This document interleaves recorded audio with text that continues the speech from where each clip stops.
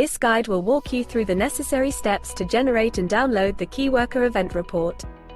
The Keyworker event report acts as a means to show all the candidate activity that has occurred. Additionally, in the caseload section, you can use the native reports to show dynamic breakdowns of caseload activity. Follow the instructions below to successfully complete the process. Open the application and click on Caseloads. For this report, you will need to ensure the filter values are completed because this report focuses on the activities of a specific key worker. To start this, click on the Contract Select field. Click on the relevant contract which the key worker is associated. Remember, a key worker may be associated with more than one contract.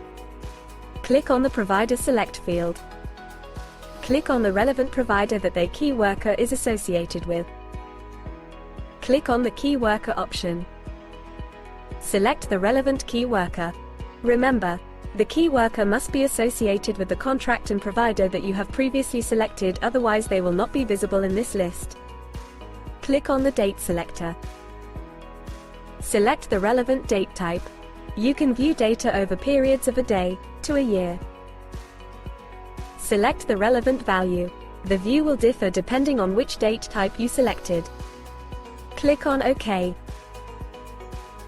The chart will now render the results of the filters and values selected. Here you see the number of candidates invited.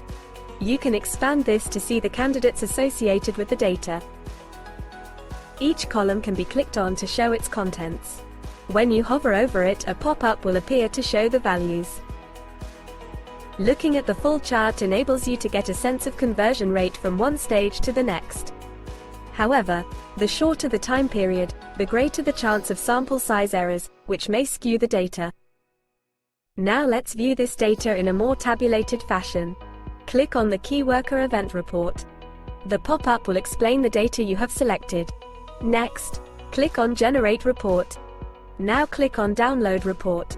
This will save the report to your device. Open up the generated CSV or Excel file.